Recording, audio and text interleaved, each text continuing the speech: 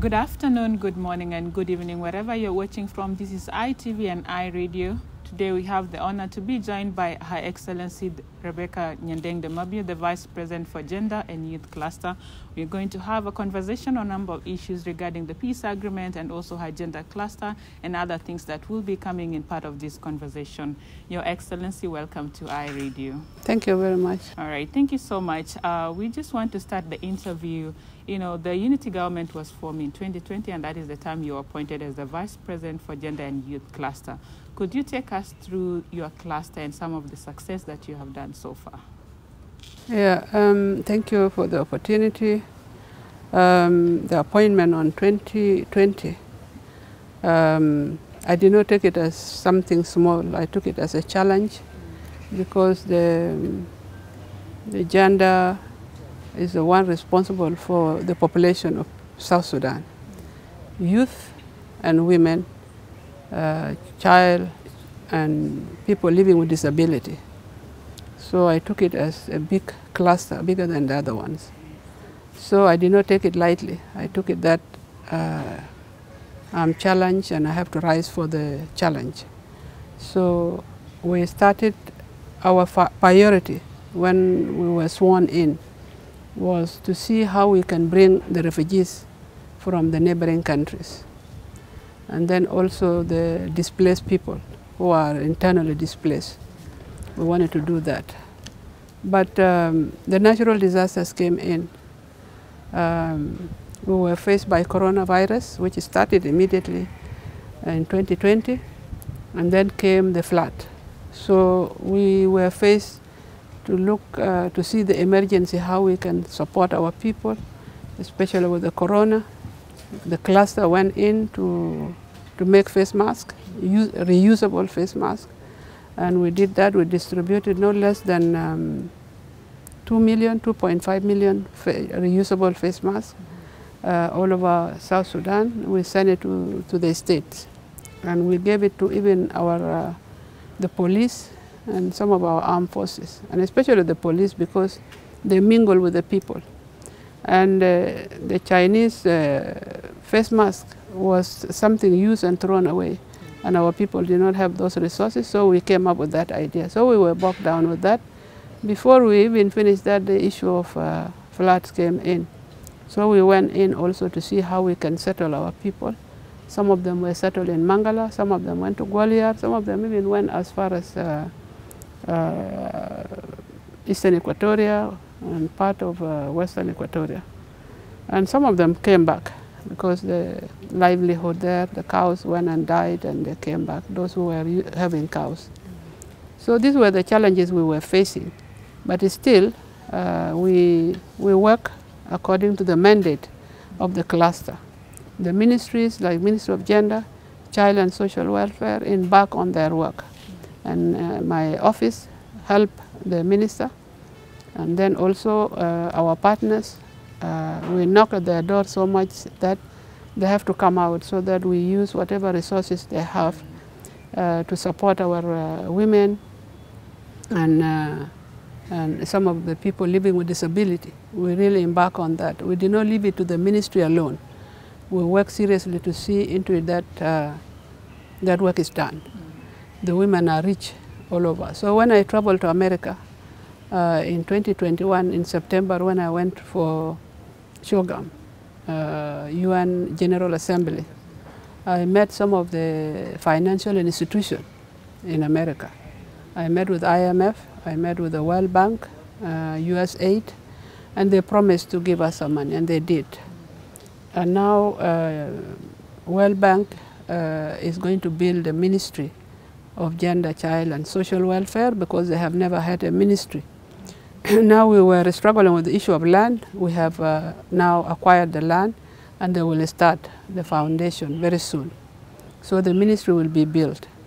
And then also we, in 2022, we also made the conference, International Women Conference here in South Sudan, where we call the women of South Sudan all over the 10 states, plus 3 administrative areas. And then we call the international women to come so that they can share their experience with our women here because sometimes our women feel that they are isolated, and we don't have any exchange programs with our neighboring countries. We are part of East Africa, but we are not in touch as women with each other. So we went as far as bringing women from Nigeria, from Liberia, from Mauritius. I think we had about 15 to 18 countries who came and attended that conference. And for me, I think it was successful. According to what the people and the women of South Sudan were saying, it was a very successful conference. It was important for women to talk what they have in their mind, what do they want us to do, because we cannot sit in the office and assume that women want this. Maybe this is not what they want. That's why I called that conference. And in that conference, at the end of it, I announced that we are going to have youth conference. And if we have time, we are also going to have chiefs conference, because these are the people who are connected with the people. So we want the chiefs to come and talk the challenges that they have, and we will bring the chiefs from different countries, like in Ghana, Nigeria, and all those places, Kenya, and so that they can see. Also, we'll bring youth from different countries, like what we did with the Women Conference. So we have tried very hard to see into it that we want to see tangible things, not theoretical things. Also, we work with the World Bank and IMF on issues of economic empowerment to the women. We are doing it, and then it is working now. Also, we set up South Sudan Women Leadership Forum in all the 10 states, so that they can be able to enlighten women about their rights and their political rights, their economic rights, their social rights, even cultural rights, because these are the things that some of the women who are enlightened should be sharing with the women at the grassroots. So we set up those offices, and now we are going to launch this big office here in Juba. After the 10 states, we did it. So I think for me, these are things that we have achieved, plus other small other things that we are doing. Last time we were trying to see how to train women how to make soap, and other small other things that we were doing. So we did all those things. All right, thank you for that. And also now maybe to take us through, what are some of the challenges that you encounter as you try to make some of these achievements through? Yeah, not only for my cluster, but I think all over our ministries and all this, the challenges that we will find, if ask anybody who's responsible, you will find that the issue of resources. We are not in touch with resources. My cluster now, the achievement and what I just narrated to you is by our partners. We don't get any resources from our government for projects, like youth projects, and women projects. Because if we talk about economics empowerment, you need resources. If you talk about the government, there's no government which can function without money, without finances. So this is a big challenge, not only to my cluster, but to all of us in the government. We are faced with these challenges. So I would say that I'm better off than others, because my cluster is being funded by partners. Yeah. All right, thank you. And also now, just to get into the peace agreement, it's 5 years. September 5th, we marked 5 years since the signing of the peace agreements. And now we are having only 1 year to go, almost 1.5 years after the roadmap extension. So do you think the period that has remained will be possible for the other provisions in the peace agreement to be implemented? We were not expecting that we will implement the agreement fully, because even in the CPA, there were some which was left. Because when you are dealing with issues concerning human beings, it's not easy. And especially in our situation where there are so many parties. Okay? Even though they say goes that two heads are better than one, but in our situation there are too many heads. There are too many heads to come together so that we can be able to do something. So we will not be able to implement the agreement fully, because even in CPA we did not do that. But whatever we can do and achieve at this time, we will try very much, and especially in my cluster. I'm not working, looking back, what will happen? The time is finishing. No, I wanted to go with the same speed. Because maybe if I go too high, I can crash. If I go too slow, I may not do what I want as my vision. I may not achieve it. So I wanted to go with the same speed that I'm doing now, and whatever left out will be continued by those who will come later after us. Okay. And maybe what are some of these provincials that have not, or you think that will not be able to reach to the time towards the end of the period? Issues like issues of security arrangement. These are still a sticking point. The issues of security arrangement is not easy. The redeployment of forces is an issue. The second batch of unified forces have not gone to the field as we speak, and they were supposed to go there. What happened? I think that question will be answered better by the governance cluster. But for remaining, there are bits here, bits there, which are not fulfilled. Like in my cluster, there are a lot like issues of youth, and youth funding has not been released, and but we will not cry out of spilled milk. We will try to do what we have in our hand. Yeah. Okay. Earlier on, you mentioned about one of your successes, the International Women Conference, which was held in February this year under your leadership. And it's been 8 months, I think, since the conference was. And I remember in your speech, one of the things that you were talking about is the women empowerment, especially economically. Now, 8 months down the line, has anything been done in regards to that? Even when we were at the conference, we were continuing with our projects of women empowerment. And we are doing it, and as we speak now. In the state, if you go there, there are some women who are being empowered. Some, like, for example, in some places, culturally, people don't use vegetables. And these vegetables, they have a lot of impact on us because they are part of our life. And if you don't eat it, then there is something can go wrong.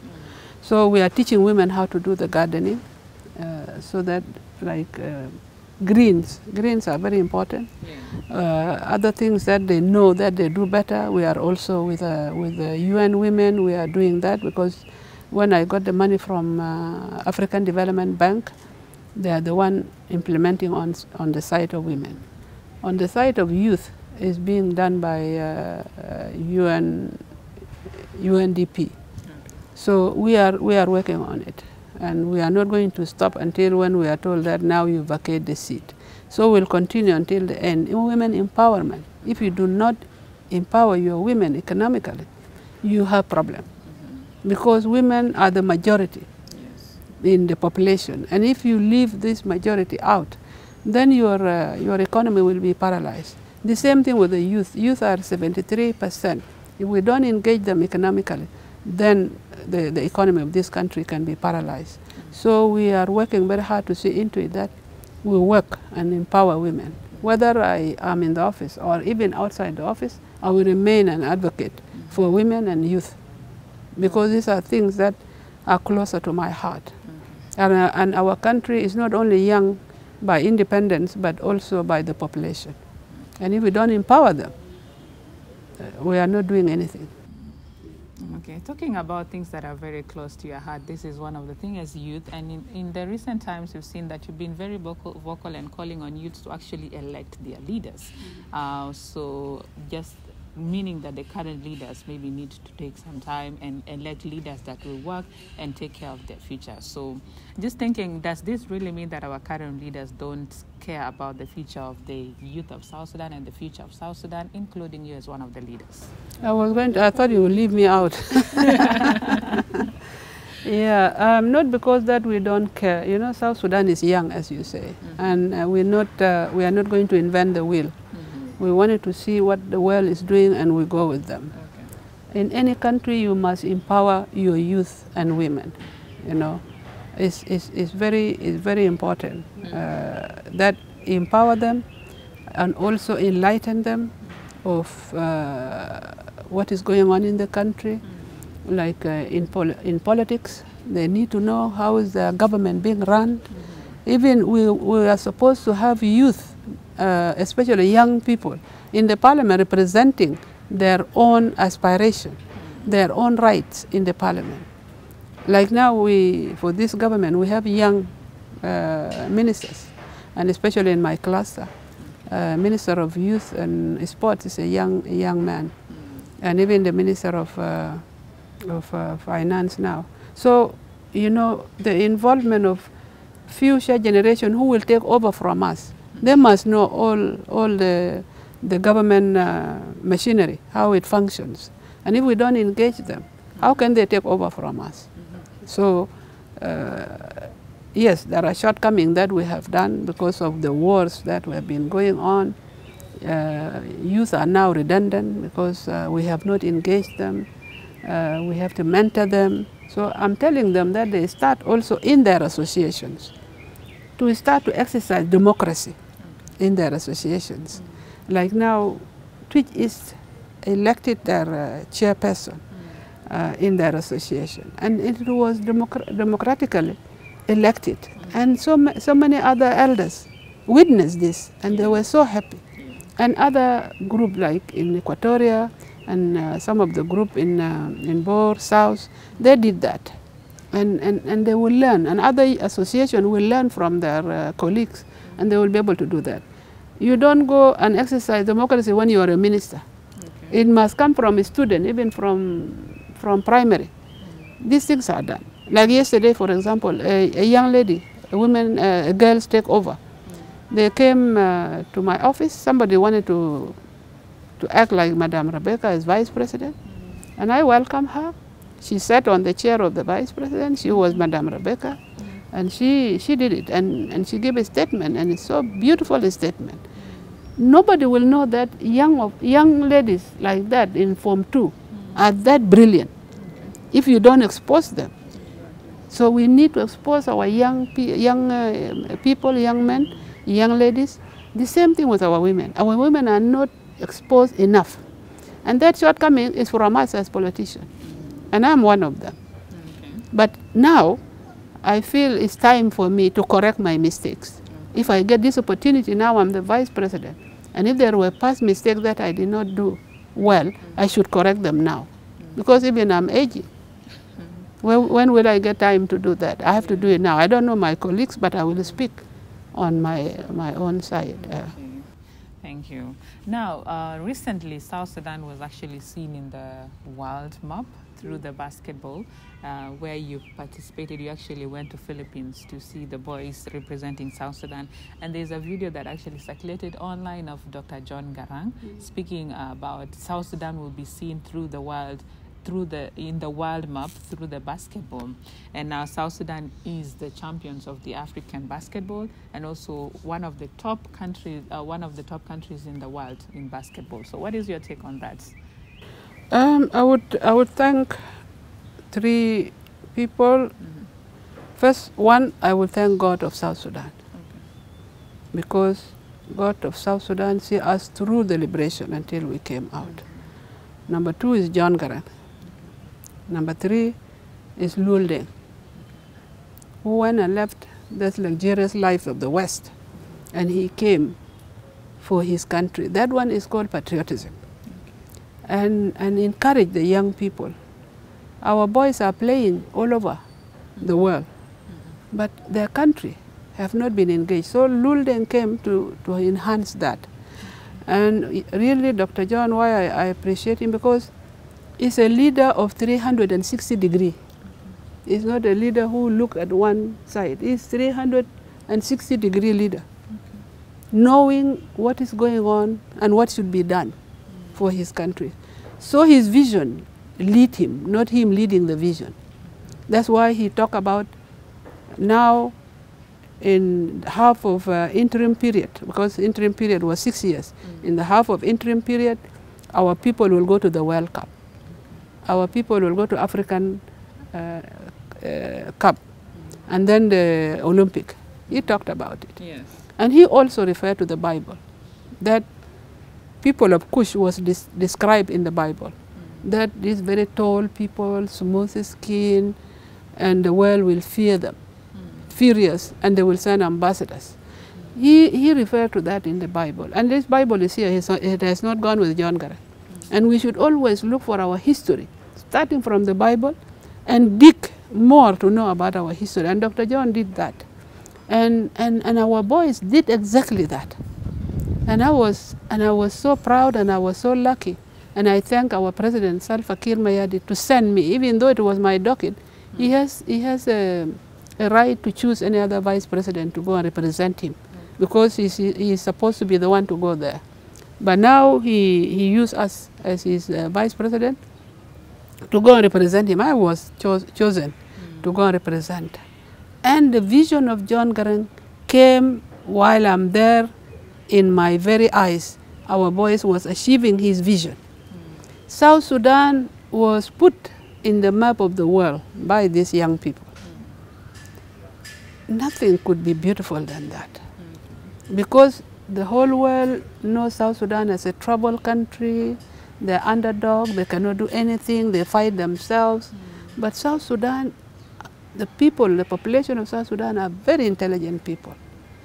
They are generous, they're everything. But when the problems comes, people go through a lot of trauma. And we have not helped our people to help them through trauma counseling, trauma healing, and this thing was in the agreement that we are supposed to do it. Yes. So these are small things that will be left out. So we find that most of our population are traumatized, and that's why we have this problem of clashes, war. How do you call it?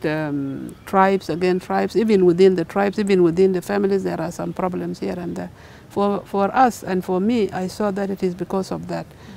Our people have gone through a lot of wars, a lot of natural disasters, so they did not have stability where they can now sit down and see, okay, let us see what can we do to ourselves. But now, when Lul Deng came, now it has opened the eyes of people.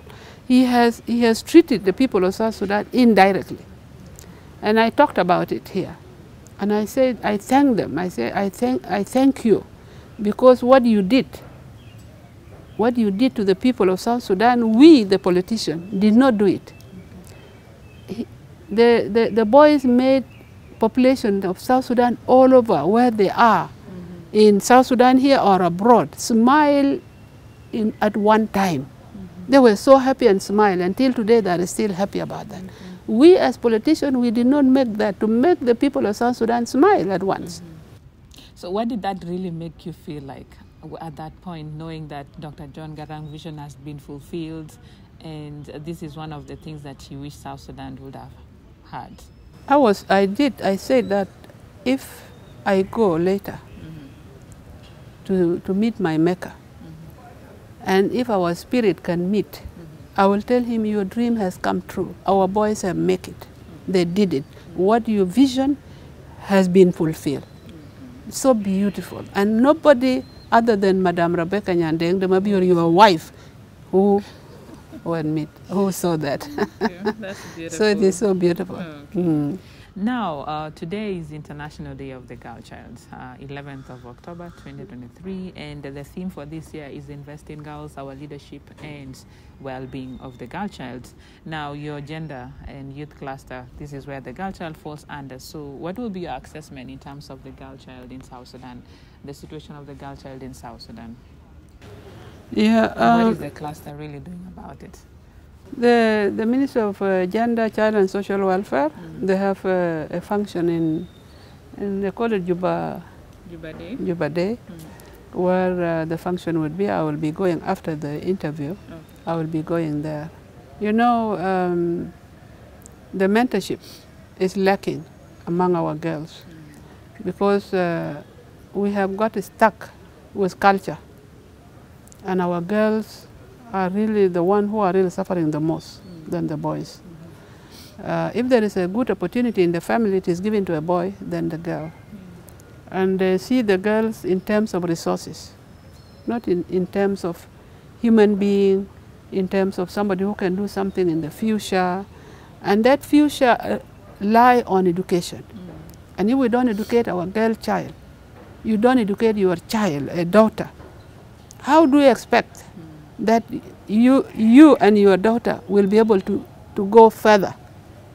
You know, you will not be able, because if your mother is not educated and your daughter is not educated, we will not be able to eradicate poverty, because those people will remain in poverty for generations. But if we educate our girls, the mothers became educated, then we will be able to fight poverty. Because this poverty is remaining with us like this because of lack of education, because of lack of educating a girl child. Because they say that if you educate a girl, you educate a nation. If you educate a boy, you educate a person. These things are there, and we are supposed to do that to help our girl child. And as I told you before, whether I'm in this office or outside, I will be able to be the advocate for the girls and youth, because these are the issues that are closer to my heart. Because I know the nation is about the young generation, the future generation, because there's no any nation which are stagnant without having young people coming up. No, it's not anywhere in the world.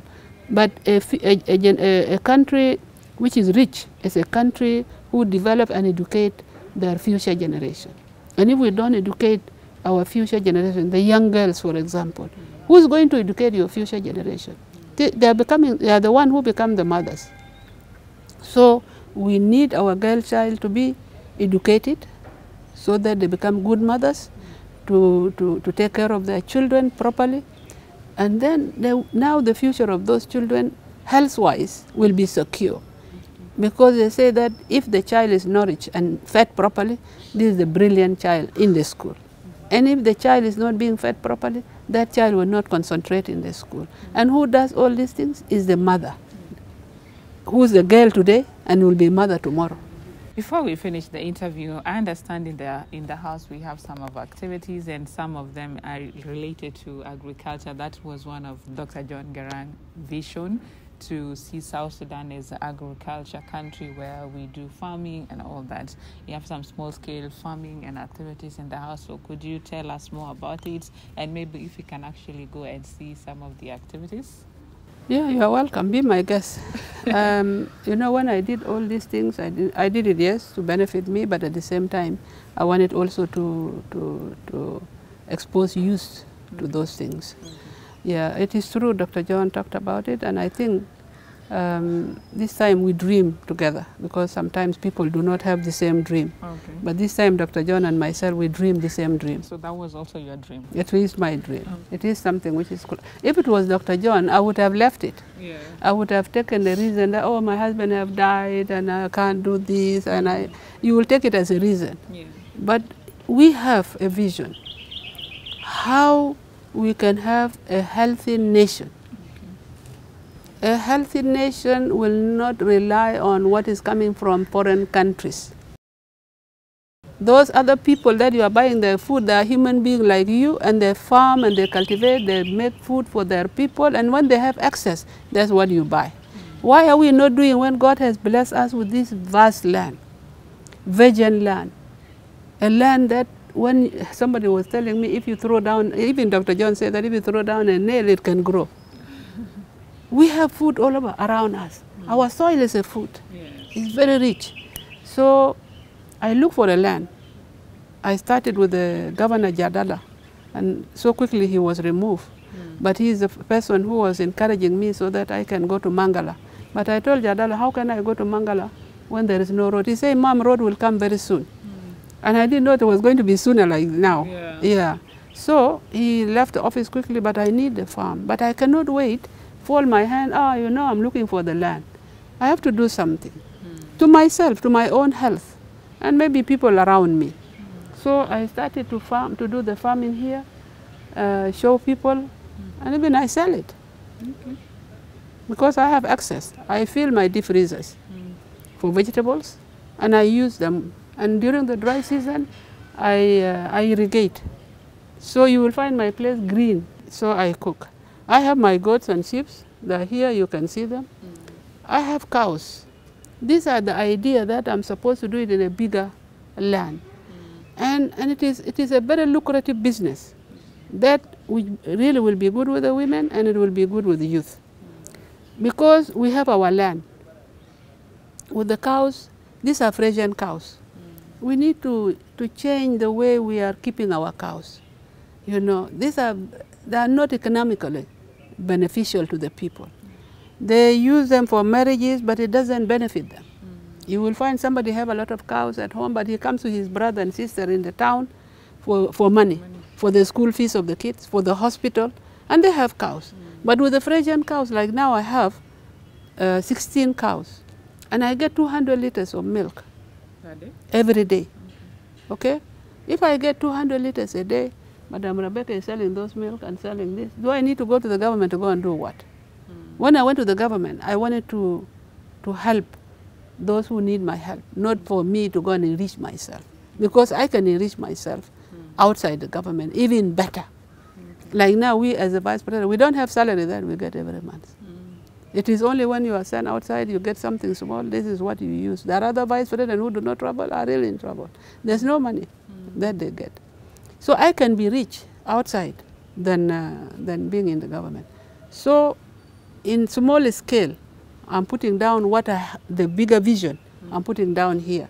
In order for me later when I go and put the bigger farm, I will be able to put it easily because I know. This morning I talked with my son, Chol, that I wanted to put the fish pond here. Fish pond. And then he told me, Mama, you don't need to dig. You use this black tank. You cut them and then we use it. You open it and then we use it and put the fish there because it's part of my project. Fish pond. So I wanted to do everything here to maximize this space, this bigger space. My kids are not here and I'm in this bigger space and I put all this concrete down. What am I eating from? Instead, during the dry season, it's so hot. Yes. And you find it in all our houses, this is what is put down. There's not even green grass like this. What am I doing here? So I want to maximize this space for something to benefit me and benefit others. And I feel happy when I see people coming here in the morning with their kids to come and pick the milk.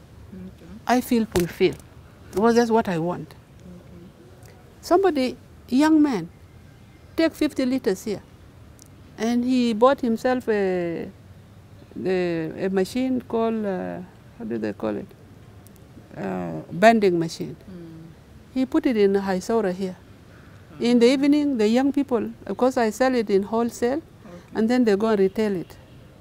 Like and then, ATM. Yeah, like ATM, that's the ATM. So people come and then they calculate 1 liter, calculate, and you put your glass or whatever you want to put there.